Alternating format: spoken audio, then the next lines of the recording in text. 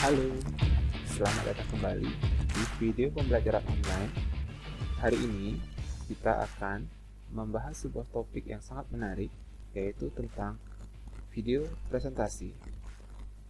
Bersama saya, Wahyudi Winangunti. Baik, anak-anak SMK Negeri 3 Tabanan, terutama kelas 10, materi ini adalah materi pelajaran simulasi komunikasi digital. Jadi, kali ini kita sudah membahas tentang video presentasi. Apa sih itu video? Nah, video adalah teknologi untuk menangkap, merekam, memproses, dan menata ulang gambar bergerak. Ya, jadi video itu seperti itu. Mungkin kalian juga sudah sering menonton video atau mungkin lebih suka belajar dengan memperhatikan video. Nah, sekarang eranya adalah era video. Kalian bisa lihat perkembangan teknologi saat ini ya. Coba kalian lihat di sosial media seperti Facebook, Instagram, TikTok sekarang ya, atau di YouTube. Konten-kontennya adalah mayoritas sekarang adalah video. Jadi ke depan memang video akan lebih mendominasi. Oleh karena itu, kalian sebaiknya mulai mencoba mempelajari bagaimana sih video itu diproduksi. Oke? Kita lanjutkan. Nah, ada beberapa jenis video. Yang pertama adalah video cerita. Video cerita adalah video yang bertujuannya memaparkan sebuah cerita. Nah, jadi video cerita ini mungkin kalian bisa contohnya adalah video pendek atau film pendek gitu ya, atau sinetron atau cerita-cerita dalam sebuah film pendek gitu ya. Nah, itu adalah video cerita yang tujuannya adalah memaparkan cerita. Nah, itu mungkin banyak, nanti kalian bisa cari contohnya. Yang kedua adalah video dokumenter. Video dokumenter adalah video untuk merekam sebuah kejadian atau peristiwa dalam kehidupan nyata. Nah, ini video dokumenter ini biasanya video ini adalah video tentang sebuah kenyataan, tentang kejadian nyata yang tanpa rekayasa atau tanpa dibuat-buat gitu ya. Dan kadang-kadang diperankan langsung oleh tokohnya. Misalnya video dokumenter tentang seorang guru misalnya. Seorang guru di daerah terpencil. Bagaimana sih kehidupan seorang guru di daerah terpencil yang ketika ke sekolah beliau harus menyeberangi sungai misalnya. Nah, kemudian sampai di sekolah beliau harus mengajar mungkin 2 sampai 3 kelas sekaligus karena kekurangan guru di sekolah itu. Nah, itu adalah video dokumenter. Video dokumenter ini banyak sekali sekarang dilombakan ya, ada banyak festival film dokumenter atau video dokumenter. Nah, kemudian adalah video berita. Video berita adalah video untuk memaparkan sebuah berita. Nah, ini sering kalian lihat di TV misalnya ya, di acara berita atau info-info gitu ya. Nah, itu misalnya liputan 6, apalagi ya, TV One itu kan video beritanya banyak ya. Itu contohnya video untuk memaparkan sebuah berita. Kemudian video pembelajaran. Video pembelajaran adalah video untuk memberikan materi pembelajaran agar mudah diserap dan dapat diputar ulang. Nah, sekarang kalian bisa belajar dengan atau dari video-video. Ya, misalnya kalian coba cari di YouTube misalnya, atau kalian kalau misalnya ada yang pernah berlangganan Ruang Guru misalnya, aplikasi Ruang Guru. Nah, di sana kan materinya dibuat atau dipresentasikan dengan video. Nah, kita bisa belajar dari video-video pembelajaran. Keuntungannya adalah ketika misalnya kalian kurang paham materi itu, kita bisa putar ulang. Nah, atau video-video tutorial. Nah, di YouTube juga banyak video-video tutorial. Misalnya video tentang cara memasak tempe gitu misalnya, yang sederhana ya. Atau video tips and trick misalnya. Itu pembelajaran juga termasuk. Ya, banyak kan, kalian mungkin bisa lihat video-video seperti itu di internet atau di TV pun banyak. Nah, kemudian video presentasi. Video presentasi ini adalah video untuk mengkomunikasikan ide atau gagasan. Nah, mungkin ada video yang menceritakan tentang sebuah produk misalnya, atau ada orang yang mau menyampaikan idenya melalui video.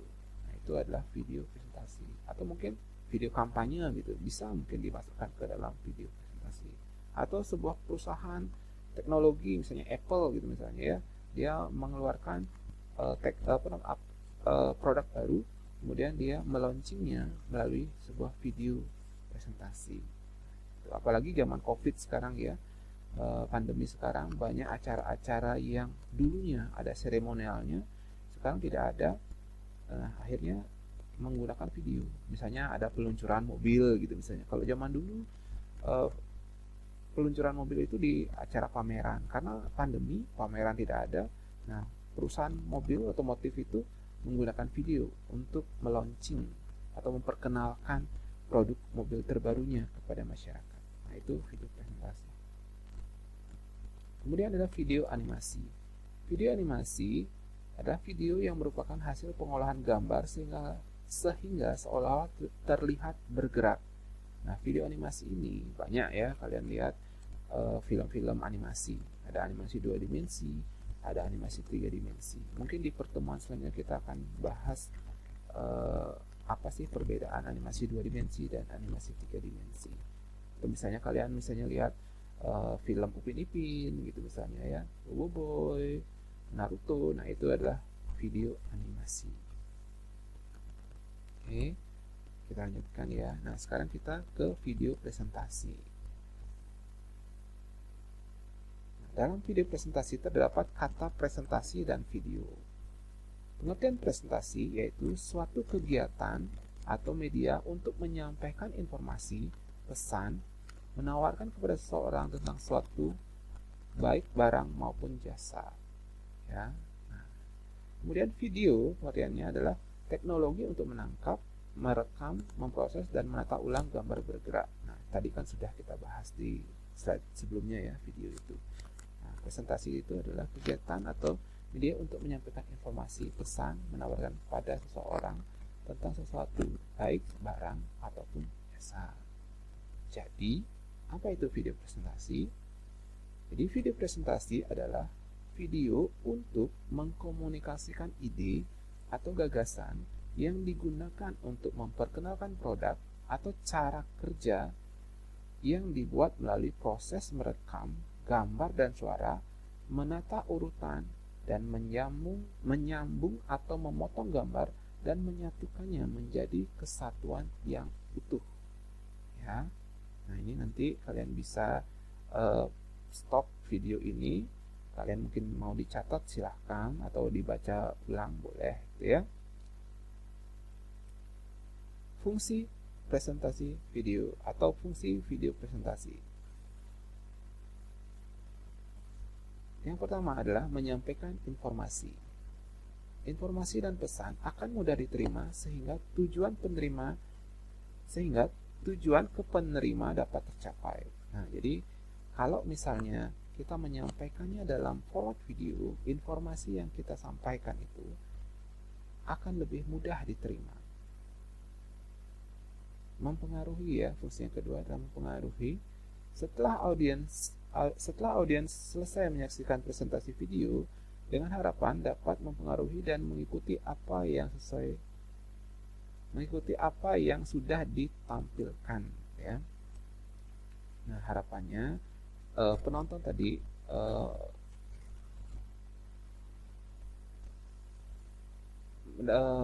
mempengaruhi ya, dapat mempengaruhi audiens tadi ya, terpengaruh gitu ya. Fungsi presentasi video selanjutnya adalah melakukan penjualan. Dengan presentasi video, produk akan terlihat lebih menarik. Nah, apalagi kalau misalnya kalian isi efek, animasi, suara, dan lain-lain, bisa jadi orang akan semakin tertarik ya pada misalnya produk kalian mau jualan, misalnya menggunakan video gitu ya. itu akan sangat mendukung atau membantu. Kemudian fungsi lainnya adalah memunculkan ide atau gagasan. Dengan ide gagasan pembuatan presentasi video dapat mengembangkan perusahaan. Ya, ini ya, memunculkan ide atau gagasan. Kemudian jenis presentasi video. Ada presentasi video pembelajaran. Media berfungsi untuk mengkomunikasikan materi pembelajaran dari guru ke peserta didik dengan tujuan siswa dapat mudah menerima materi pembelajaran. Ya, nah, jadi kalau Bapak sendiri sangat lebih suka ya, lebih tertarik belajar menggunakan atau belajar dari video, ya, karena ya seperti tadi ada efeknya mungkin ya, ada animasinya, mungkin ada gambar, ada suara dan lain-lain. Dan ketika tidak mengerti kita bisa ulang. Nah, itu bagus sekali video untuk pembelajaran ya. Presentasi video pemasaran. Nah, seperti tadi ya, berfungsi mengkomunikasikan ide, gagasan suatu produk perusahaan supaya calon pembeli mengetahui tentang produk tersebut dan membelinya. Ya. Nah, mungkin kalian sekarang kan banyak ya iklan misalnya ya. Di iklan itu, iklan di TV misalnya, setelah menonton iklan kalian jadi tertarik untuk membeli. Anggaplah misalnya ada iklan tentang sebuah produk mie gitu misalnya. Ketika kalian melihat iklan mie itu kok rasanya enak, tiba-tiba kalian ingin membeli gitu ya. Nah, itu adalah contoh video pemasaran. Ya. Nah, kemudian tujuan presentasi video membantu mengkomunikasikan gagasan atau konsep melalui video, sehingga media dengan dengar pandang atau audiovisual, Bapak ulang ya, membantu mengkomunikasikan gagasan atau konsep melalui video sebagai media dengar pandang, audio atau audiovisual. Gagasan berbentuk produk, benda jadi, atau konsep dalam bentuk pelayanan atau servis atau cara kerja akan menjadi lebih mudah dikomunikasikan dalam bentuk presentasi video. Ya, jadi tujuan presentasi video ini adalah mempermudah mengkomunikasikan ide atau gagasan atau konsep tadi ya dari pihak tertentu ke audiensnya. Ya. Kelebihan dan kekurangan presentasi video. Kelebihan, ya, mempermudah menjelaskan materi presentasi. Nah, ini kelebihannya. Kalian bisa lebih mudah mengerti. Karena kadang-kadang ketika misalnya kalian mendengar dulu ya di kelas waktu belum pandemi, Bapak pernah mencoba memberikan sebuah tes kepada murid-murid, yaitu dengan misalnya Bapak menceritakan misalnya gini, ada perusahaan otomotif namanya misalnya Toyota mengeluarkan produk dengan produk baru, motor beroda 3 gitu ya. Bapak suruh mereka membayangkan ada kendaraan baru beroda 3 dari Toyota. Nah, kemudian Bapak berikan kesempatan mereka berpikir. Kemudian Bapak bilang, rodanya yang depan 2, yang belakang 1 gitu ya. Begitu Bapak tanya, kira-kira apa yang ada di benak kalian? Mereka ada yang mengatakan, bajai Pak, becak Pak gitu ya. Macam-macam. Nah, tapi ketika akhirnya Bapak putarkan video tentang kendaraan roda 3 dari pabrik otomotif itu, akhirnya oh ini gitu ya. Nah, ternyata dengan video kita akan lebih mudah mengerti ya, atau mudah menjelaskan. Jadi tidak ada miskomunikasi lagi. Tapi ternyata ada kelemahannya juga. Kelemahannya itu adalah harus pandai IT ya, informasi teknologi.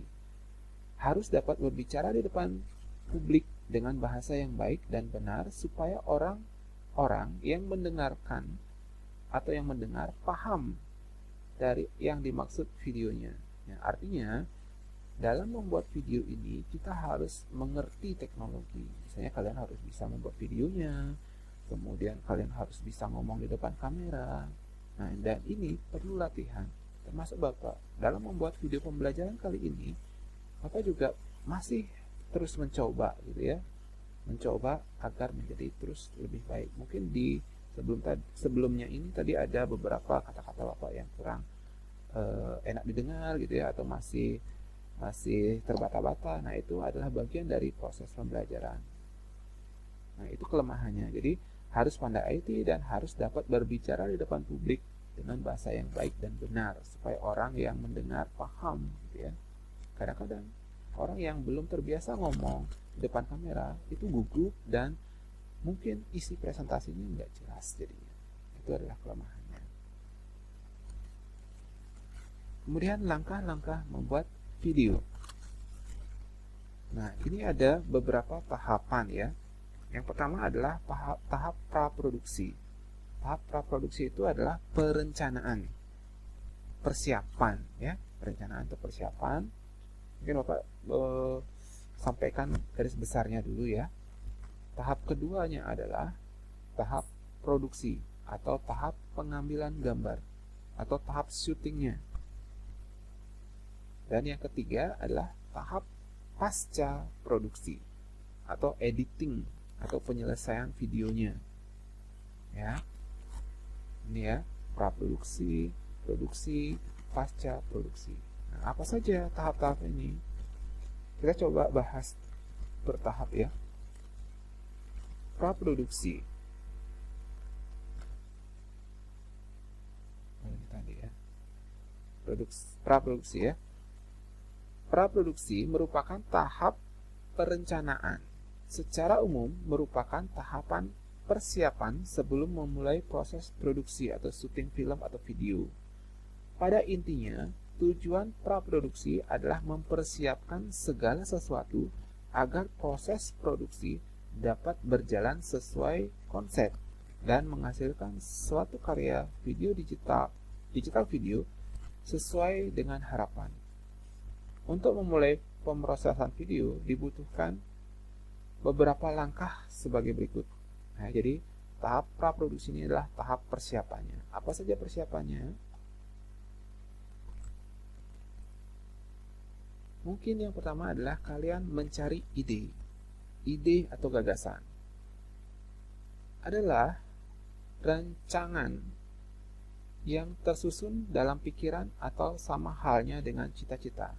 Nah, mungkin tahap awal kalian perlu merenung gitu ya, atau menghayal atau berpikir dan dituangkan dalam nantinya dituangkan dalam teks gitu ya, atau diorek-orek nantinya ya. Nah, jadi mencari ide. Pertama-tama cari ide. Kira-kira saya akan membuat video apa gitu ya. Nah, itu mencari ide atau mencari gagasan. Nah, mungkin dalam pikiran dulu ya. Nah, tadi kan menghayal gitu ya. Menghayal atau berangan-angan. Kemudian tahap kedua itu ada bagian keduanya adalah sinopsis. Sinopsis adalah setiap peristiwa atau rekaan yang dikisahkan dalam bentuk cerita yang dapat disimpulkan dalam dalam bentuk ringkas yang padat dan jelas. Nah, mungkin dari ide yang kalian dapatkan tadi itu kalian mungkin sudah membuat rangkaian kisahnya ya, ceritanya ya, membuat cerita tapi dapat disimpulkan dalam bentuk ringkas, padat dan jelas ya. Mungkin dalam satu paragraf misalnya, saya misalnya membuat video tentang cara penanganan COVID gitu ya misalnya ya. Nah, itu kalian buat sinopsisnya seperti apa. Kemudian naskah. Naskah adalah suatu teks yang berisi aturan alur cerita di dalam suatu dialog. Penulisan sebuah naskah berdasarkan ketentuan aturan yang sudah lazim dan sudah disepakati. Naskah dalam pembuatan video proses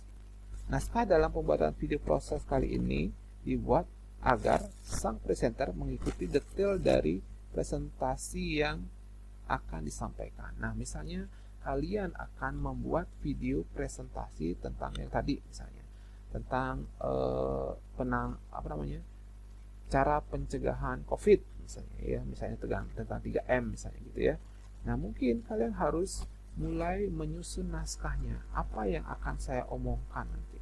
Jangan sampai di depan kamera kalian baru berpikir apa yang harus saya katakan sekarang gitu ya. Nah, jadi naskah itu seperti teks apa yang akan kalian bicarakan. Susun saja misalnya kata pembukanya seperti apa gitu ya. Apa yang harus kalian ucapkan dulu, isinya apa, penutupnya seperti apa gitu ya. Atau kalau misalnya kalian membuat channel YouTube misalnya, salam pembukanya mungkin kalian berpikir dulu apakah halo guys gitu ya, atau assalamualaikum, om swastiastu, apa gitu misalnya ya, halo bro gitu ya, halo bro sis. Nah, itu misalnya ya, kalian buat dulu naskahnya seperti apa. Nah, kalian misalnya bahasa yang disampaikan itu bahasa gaul atau bahasa formal, bahasa resmi gitu ya. Nah, itu bisa kalian susun dulu naskahnya. Nah, kemudian pencahayaan sederhana. Suatu hal yang perlu diperhatikan dalam pembuatan video adalah pencahayaan. Pada pencahayaan kali ini dibuat sesederhana mungkin dengan cara selama pembuatan video, subjek harus menghadap sumber cahaya utama. Nah, ini dulu ketika Bapak mengajar simulasi digital pembuatan video di kelas tahun-tahun sebelumnya, banyak kejadian-kejadian yang akhirnya membuat hasil videonya kurang bagus. Contoh, dia berada atau syutingnya di tempat yang gelap, ya, misalnya di kamar yang agak gelap, atau di situasi atau waktu yang sudah gelap, sore hari gitu ya, misalnya ya, sore hari sudah mulai matahari tenggelam, jadi agak gelap. Atau yang parah, yang sering terjadi adalah membelakangi sumber cahaya. Misalnya matahari di timur, dia ada di barat, menghadap ke barat gitu ya. Jadi cahayanya di belakang orangnya. Ya, jadi wajahnya nggak begitu jelas. Ya, jadi kalau misalnya kalian mau bagus hasilnya, coba cari tempat yang terang, ya. Atau kalau misalnya mau dibantu, pakai lampu gitu ya, atau cari pencahayaan buatan seperti sinar bola lampu itu ya. Itu. Atau yang sederhananya, kalian cari aja sumber cahaya, misalnya matahari dari timur ya, kalian menghadap ke timur supaya wajah kalian itu terkena sinar matahari. Dengan kalian terkena sinar matahari, wajah kalian lebih jelas. Nah, itu contohnya ya. Nah, ini cari ide ya. Nah, dalam tahap praproduksi sebenarnya banyak juga yang harus kalian siapkan ya. Misalnya kalian survei dulu. Misalnya kalian mau syuting di mana, ya, syuting. Misalnya kalian mau membuat video tentang apa, lokasinya ditentukan dulu. Kalian bisa survei dulu lokasinya itu. Apakah lokasinya aman gitu ya? Atau di sana ada colokan nggak? Kalau misalnya nanti tiba-tiba baterai HP kalian atau baterai kamera kalian habis, apakah bisa ada colokan di sana atau tidak ya? Ataukah di sana misalnya tempat umum atau tempat di luar rumah kalian itu misalnya ya, apakah di sana harus minta izin atau tidak, dan lain-lain. Itu persiapannya harus matang ya. Kira-kira apa yang kalian harus persiapkan lagi? Krunya siapa yang akan pegang kamera, siapa yang akan membantu lighting, dan lain-lain. Itu perlu dipersiapkan sebelumnya. Di tahap praproduksi ini sebenarnya banyak tahapan yang harusnya kalian lakukan. Mungkin nanti sambil proses tugas videonya kita akan bahas lagi di tahap praproduksi ini ya. Ini video pembuka dulu ya, sebagai gambaran awal dulu. Nah, kemudian tahap selanjutnya adalah tahap produksi. Setelah kita tahu apa yang akan kita buat, kita sudah persiapkan dan lain-lain, maka tibalah saatnya kita ke tahap produksi. Nah, ya. Sebelum ke sana, di produksi itu adalah tahap syutingnya ya. Tahap syutingnya kita harus menyiapkan alat-alat juga kan, alat-alat pengambilan gambarnya, komputer misalnya nantinya, atau kalian menggunakan HP ya, nanti ada bisa screen video gitu misalnya ya, menangkap layar di HP misalnya, atau misalnya kalian perlu mikrofon untuk memperjelas suara kalian. Nah, ini tahap-tahap produksinya. Intinya ini sudah syuting ya. Nah, sudah syutingnya. Nah, nanti kita juga perlu mempelajari teknik-teknik pengambilan gambar di sini. Ya. Nah, nanti untuk teknik-teknik pengambilan gambar kita akan bahas di pertemuan selanjutnya, karena itu akan ada yang lebih lebih Bapak mau memberikan materinya lebih fokus ke sana nanti. Jadi tidak di video kali ini ya. Jadi di hari ini kalian tahu ada tahap produksi. Tahap produksi itu tahap syuting ya. Nah, ya. Tuh. Kemudian ada tahap pasca produksi. Pasca produksi itu setelah syuting, apa langkah selanjutnya? Pasca produksi pada umumnya merupakan proses editing. Editing ini meliputi capturing ya. Capturing itu adalah proses pemindahan video dari perangkat kamera ke perangkat digital. Misalnya, kalau zaman dulu kita pakai handycam misalnya. Handycam editingnya di komputer. Nah, jadi proses pentransferan data dari kaset atau dari handycam ke komputer itu namanya capturing. Atau sekarang kalian misalnya teknologi sudah semakin canggih, kalian merekamnya menggunakan HP, proses pentransferan atau pemindahan data dari HP, memori HP ke komputer misalnya. Kalau kalian editingnya di komputer atau di laptop, itu namanya capturing. Atau kalau sekarang kan HP kalian makin canggih ya, mungkin editnya langsung di HP juga bisa nanti.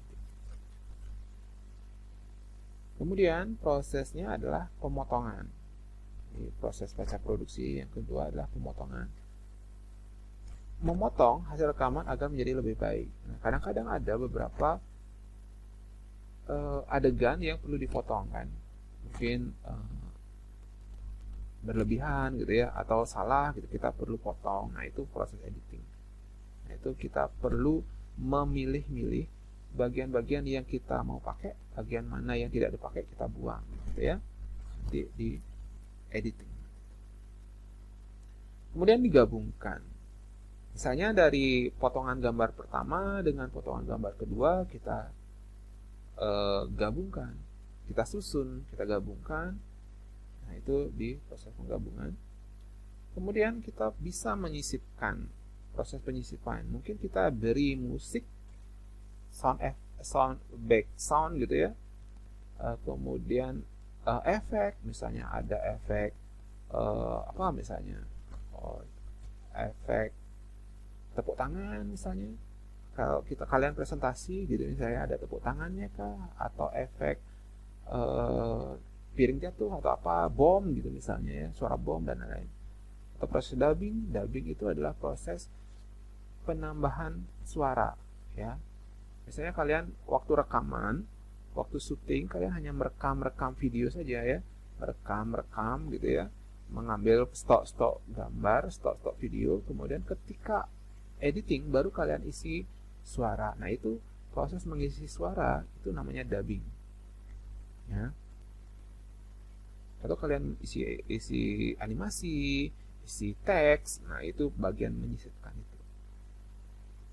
Kemudian pengaturan transisi. Nah, transisi ini adalah perpindahan dari potongan gambar satu ke gambar yang lain atau video satu, kemudian pindah ke video yang selanjutnya ya, atau adegan pertama pindah ke adegan kedua. Apakah transisinya hanya patah-patah seperti itu, atau mungkin ada misalnya meredup video pertama, kemudian video keduanya muncul pelan-pelan, video kedua muncul pelan-pelan, video pertama hilang pelan-pelan gitu misalnya, itu namanya transisi.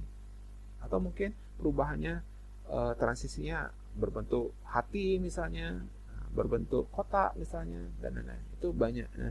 Jadi di berbagai aplikasi edit video itu ada fasilitas untuk transisi. Nah, kalian bisa atur itu agar videonya tidak kaku ya. Nah, Ini mungkin tampilan salah satu aplikasi video editing. Nah, ini misalnya ya, ini adegan pertama, video pertama, video kedua. Nah, ini di sininya diisi transisi. Perubahan dari video satu video kedua ini ada transisi. Ya. Nah, kemudian untuk mengedit, nah, nanti kalian syutingnya, kalau kalian punya kamera DSLR yang kamera kayak foto itu bisa dipakai ya, kamera digital bisa dipakai, atau sekarang kan HP ya, kalian sudah punya HP yang ada videonya. Untuk kamera video ya itu kalian bisa pakai kamera, kemudian nanti editingnya bisa menggunakan berbagai macam aplikasi editing, dan ini banyak sekali sekarang sudah ada.